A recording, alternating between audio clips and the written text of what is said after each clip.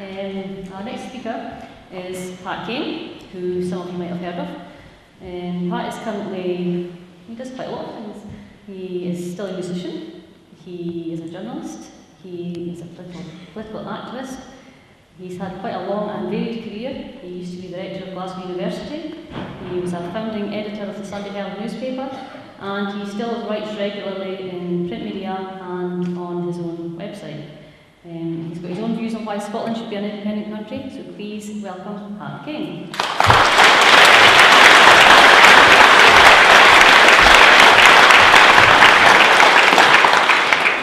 Hi everybody, how are you doing? What a beautiful hall. Was Mr. Sheridan in here a wee while ago? Okay, I'll just pass over that. Thanks very much for having me along. You've had two fantastically substantive speakers. Natalie, a well-known prospective candidate and great advocate for SNP and progressive end, I would say, and development independence. And I think if you listen to Ivan McKee and you were ever looking for facts to take with you into the pub or the workplace or the water cooler to make an argument about Scotland as basically being extremely viable for independence, I don't think you could have a better source. And I would urge you all to go to businessforscotland.co.uk, is that right? Businessforscotland.co.uk. It's an amazing resource. So deep dive in there if you're looking for any more backup for that information. So Ivan's case is, it's unarguable, the wealth and strength of the country, the viability. Also, given that we can use the internet or watch television or find out very easily about international comparisons between Scotland and other countries, we can also see the heights that we can aspire to. Norway and all the other nations that was on his list. And Natalie, I guess, is making the point that even the fact that we are this basically viable country, we should also not forget about the inequalities that exist. I was reading a book by a guy called Stephen Maxwell. Does anyone know the name Stephen Maxwell? Brilliant book called The Case for Left-Wing Nationalism. But he was making the point that was made a few weeks ago about 900,000, 1 million Scots living in a state of relative poverty. And he was making exactly the same case in 1976, just as oil was being brought on shore and developed in Scotland. So there are some things, as Jim Sellers, my old mentor, would say, we take Scotland's side, but sometimes we have to take sides in Scotland as well.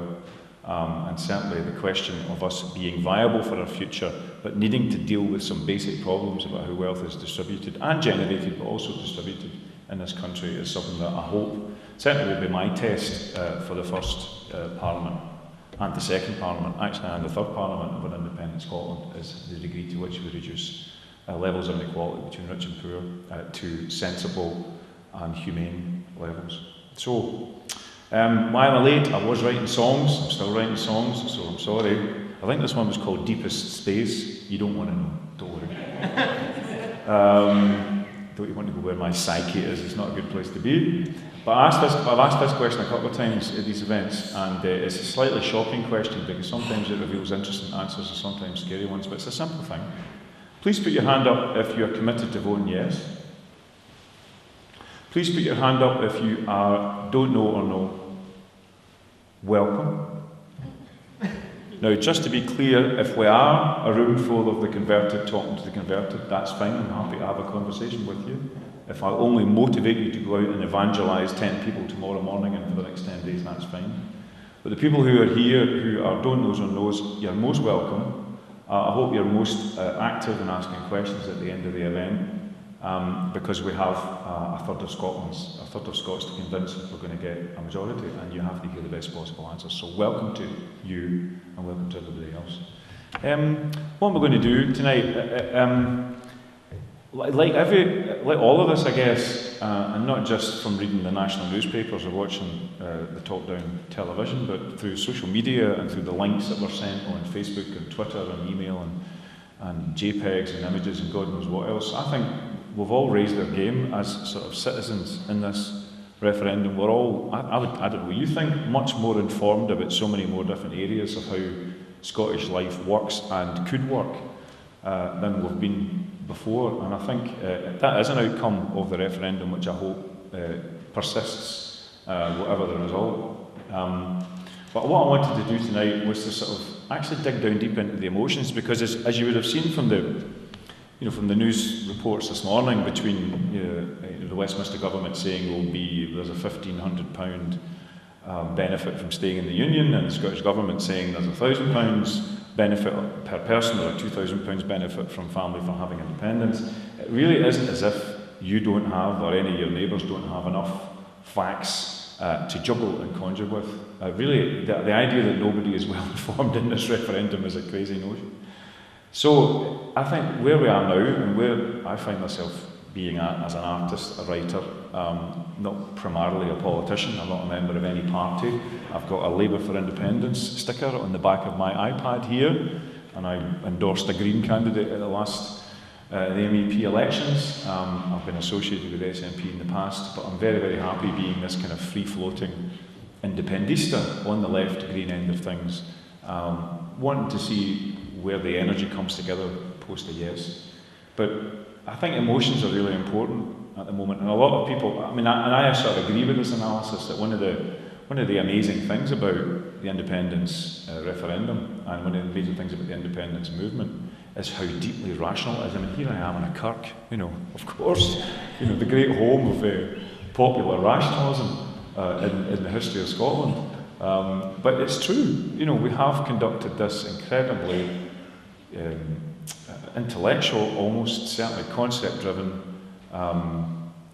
debate about the future of a country. And I think a lot of people are looking around the world who are dealing with, national disputes and secessions and self-determination movements, and are admiring not just the way that we've kind of generally, maybe around the fringes a bit of heat, but generally how we've conducted ourselves. But actually also the quality of something like the Edinburgh Agreement. But the only point at which I would describe myself as a bit proud of Britain is the fact that we got to a legal referendum, a referendum that is binding in terms of its result, and it also specifies how constructive both parties have to be after the result. Look at the poor Catalonians and the way that they can't even get Madrid to legitimate a referendum, which has probably got a bit more steam behind it, maybe not now, maybe 6 months ago, had a lot more steam behind it than ours.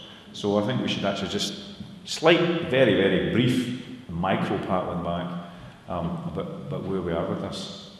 But I want to talk about emotions just for about 15 minutes, because sometimes I find myself standing 16 weeks before a yes vote on independence, and I'm 50 this year, and my band did a 25th anniversary, and my daughter's 25 years old.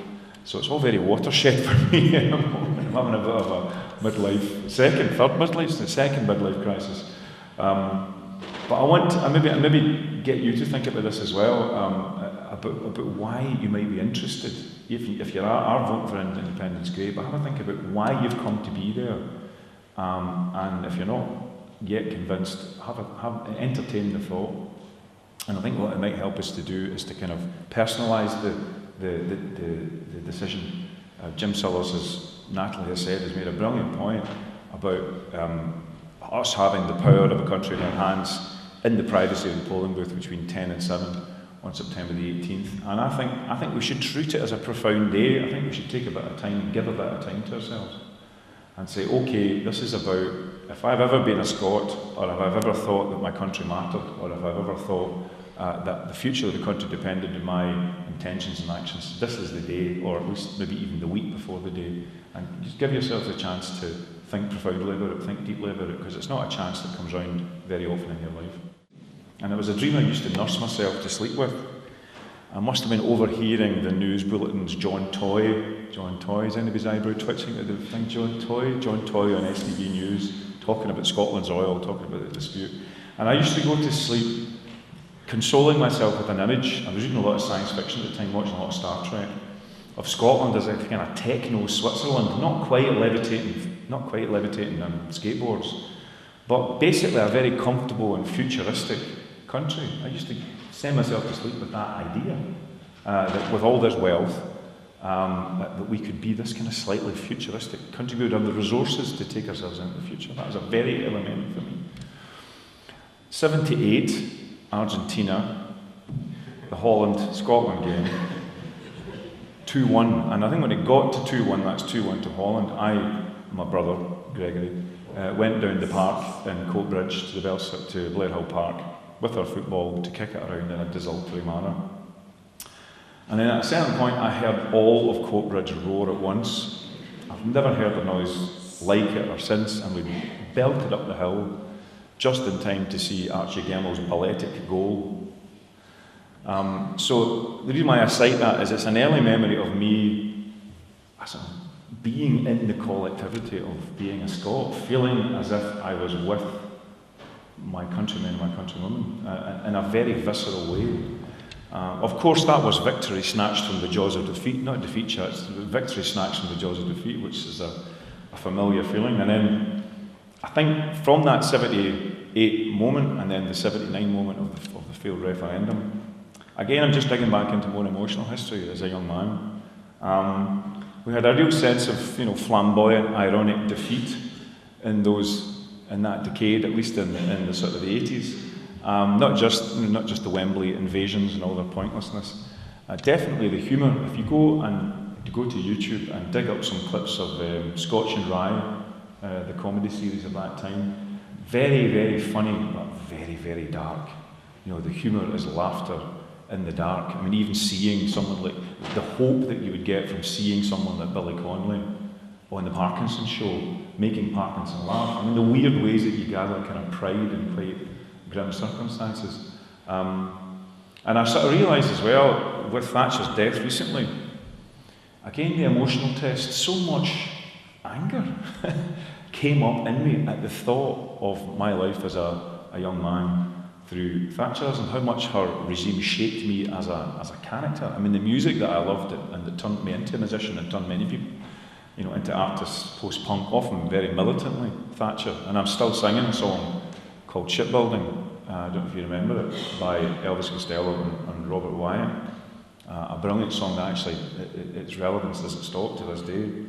But the echoes between music and politics, and the anger in the music and the clash in the music and the clash and anger in the politics just went to an ever greater pitch. Any of the recent documentaries about the anniversaries of the miners' strike, I don't know if you've watched any of those. You're sort of brought to realise that this was, as near as damn it, class war. I mean, Commonweal, you probably know the think tank Commonweal, which I'm a part of the Jimmy Reid Foundation, and they've informed us quite well on this. We know from European comparisons, well, in Europe they were having sort of compacts between workers and management, to have a sit down and have a discussion about how Volkswagen or AG Metal would meet the challenges of globalisation or new markets or new technology, how we would all figure out how we go forward with traditional manufacturing. Ours was being wiped off the map. And not just wiped off the map because it was a monetarist government, but wiped off the map in order to damage and destroy the power of the organised working class at the time. Now, there's an interesting story to this, because if you've seen one of these documentaries about Barbara Castle, who was a Labour minister around about the turn of the 70s, who tried to bring in the European style of management-worker coordination in a document called In Place of Strife. It was actually Healy and Callaghan, the main Labour politicians at that time, who spiked that. So we took a wrong turning in the 80s, and I think it's extraordinary when you think about, I don't know if you're a certain age, if you're certainly above sort of 40 to 50, above those years, you sort of realise how much political drama and extremism was going on at that time, and how you were reacting, how it was shaping you. So certainly my last vote for Labour was in 1987. That was it. I wrote a song called Withdraw My Labour of Love. Didn't make a damn bit of difference.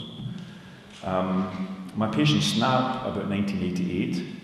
I was fed up with voting Labour for Westminster getting Tories, so myself and the Proclaimers got out, started campaigning for Jim Sillars in Govan in 1988. He won it then, and he lost it in 1992. Jim Sillars is a very important man in my life, not just because of his personal character, but also because of his writings. And he wrote a book in the mid-80s called Scotland, A Case for Optimism. And it had an idea in it called Independence in Europe.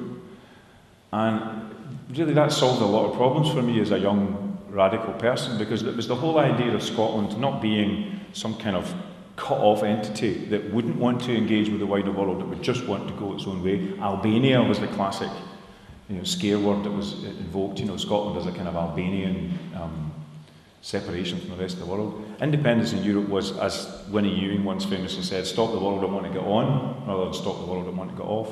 And Jim's vision there was about how Scotland had its problems to solve, but also should have ambitions for dealing with the wider world. To be a Scottish citizen should be thinking about how you take the resources of the country, sort out your own people, and then do good in the wider world. Be progressive, make connections, do trade. And it was just this very, again, sort of global vision of where Scotland was, rather than just something that was small and defensive. I was in English literature graduate, so around about the 80s, 90s, you started to get into modern Scottish literature and thinking. James Kelman, Alistair Gray, James Galloway, Liz Lockhead, Polygon Press, Edinburgh Review. And actually through that, going back into the history and culture and politics of Scotland. And again, it's one of these things that when you start to explore the history of Scotland and you start to explore it in a complex, open-minded way, you come to a mature realisation of what your nation is in the world. It's both fantastic and terrible. It's both incredible literature, great noble figures, poets like Robert Burns, the Enlightenment, the ideals of the Enlightenment. It's also slavery, it's also the butchering soldiers that Hamish Henderson writes about in Freedom Come All Ye. But the point about that history is that it's something we have to grapple with, and it's something that we can have, I hope, going forward, a clear-sighted and honest discussion with the wider world about. If nothing else, Scotland's torrid history as both oppressor and oppressed makes this a very complex place to talk about how power should be done in the wider world. We should be wise and mature about how we do power. I think we have a sense of not being too idealistic, having a sense of hubris. I think that's a good thing. I think we think about power in a sophisticated way in Scotland, and I think that's partly because of the way that we have had power and had ourselves and exerted it, and how we've had it reflected on us in the wider world. And I think that's a resource for the country, that we have such a complex history. So let me just jump forward to 1992, another big year for me in thinking about independence. I found myself on a podium in George Square just on the day after the general election that time, another Labour defeat. But I was looking around, talking to Labour people, Lib Dem people, trade union people, and we were trying, and Donald Dewar was just over there. We were trying to create cross-party unity around a multi-option referendum. We called it Scotland United. And again, when I think about where we are in the Yes movement, where people can come into the Yes movement, they can sort of hold on to their party political identities, they can let them go, they can commit to ideals, abstract ideals about how they want their country to go forward. They don't have to stick to their tribal loyalties. We've been there, we made an attempt at it in 1992, and again it's fantastic to be standing in 2014 and feeling as if that's going on another number of stages, number of degrees. But there was another thing in 1992, again that resonates to the present and made me feel even more committed to independence, was a big demonstration that there was in the Meadows in Edinburgh. 35,000 people turned out for a democratic Democracy for Scotland demonstration. And William McIlvanney stood up in front of 35,000 people and told us in his William McIlvanney-esque way, "We are a mongrel nation. We are a mongrel nation." And a huge roar went up. And it moved me because one of the flies in my ointment of becoming an Indie supporter was actually my father, who is a white-collar man of Irish Catholic background, was starting work in the 1940s, experienced a very insidious bigotry. For many years he would say, "I don't want home rule, it'll be Kirk rule." And we'd fight about it when I was a young man. But it's always made me very, very aware that there's nothing purist or pure about Scottish identity. There are national traditions and languages, as I've said, I've started to explore them, and it's an absolutely brilliant, rich, complex history. But all that history and all that tradition, all that stuff of Scotland is enriched by all those who come to live here, who add their threads to that tapestry. Scotland, as some people have said, is an argument. If it's not a nation, it's an argument. And everybody can join in that argument.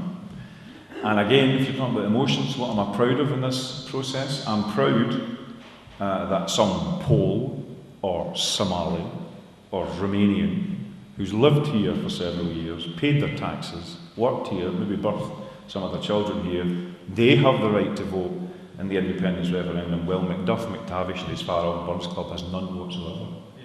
I'm completely and utterly proud of that. And I draw that from my own sense, from my background of the necessarily multicultural nature of modern Scottish life.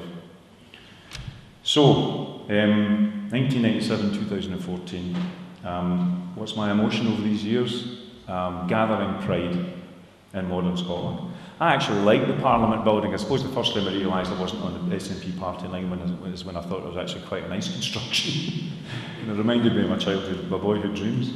But more than the building, I've been proud of its cross-party achievements. And let me emphasise that, it's cross-party achievements. Protecting the principle of universal benefit, free higher education, environmental and green energy aspirations. I think it's very, very poetic. Think about it. You couldn't write it, actually, you couldn't script it. That the SNP got their independence majority in the last election by defending policies that previous non-SNP administrations had already proposed. So it's been a collective achievement of the Scottish Parliament's performance that's got us to this referendum moment.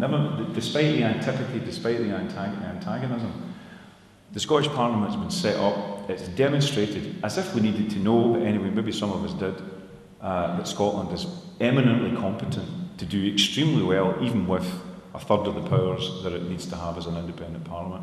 And that's been a collective, actually a cross-party achievement. And I hope it continues to be a cross-party achievement after a yes vote. So, 16 weeks to go, oh my God. So the last 3 years for me have been a kind of a recapitulation of the history I've given you in the previous 25. I mean, I recall from previous campaigns the excitement of heading for a decision date, victory or defeat, yes or no, there's no grey here. I have loved sitting across the table from people in the Yes Scotland board and in meetings like this, with people who might have, down the line, significant ideological policy disagreements, actually do agree on a very fundamental principle that Scotland should have full democratic powers over its resources. It's a beautiful, simple basis on which to get a yes vote for anything. It could be nothing more beautiful and fundamental than a fully empowered democracy. And then let 1,000 arguments reign, but let's do it with the powers at our fingertips. I've also loved, I would call it a kind of social awakening, recovering our sense of ourselves as citizens, as having an interest in the wider world beyond our daily necessary struggles, but we're interested beyond that, coming out of the house, meeting people. And as I think about the consequences of a yes vote, I'm even recovering that 10-year-old excitement, staring at the bedroom ceiling, imagining how good a future Scotland could be. Let me give a wish list. What could we do with our broadcasting? No, no sweary words. But what could we do with our broadcasting? A broadcasting that informed us properly about how our country works and its challenges in the world. That's worth a yes vote. What can we do with Scottish land? Its ownership and its development brought into many, many more hands than exist at the present. That's worth a yes vote. How can we use our prodigious natural and productive resources to make Scotland a much more equal and prosperous society and radically reduce the gap between rich and poor? That's worth a yes vote. By the way, prosperity, the root of prosperity is not wealth. The root of prosperity, the word is in hope. So if you're for prosperity, you're for hope, however it's generated. How can we show the world the strength of our moral fibre? By removing Trident from our waters, reducing our military to a sensible size and our strategy to one of peacekeeping rather than war-seeking, and reinvesting those gains in education and childcare. That's worth a yes vote. I think we need to have the debate about facts, laws, institutions, policies, cross-border policies. Again, that's necessary. But I think the next move, now that we are, I think, informed, is a deeper question. Let me put it this way. If I am a Scot, living in Scotland, coming from wherever I am, but here right now, committed to the future of the country, and if I have this chance to put the tools of full responsibility for the future of this country in my hands, will I pick them up, feel the weight and worth of them, and get to work?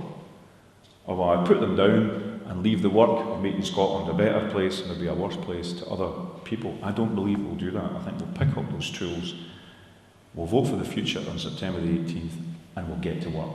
Thank you very much.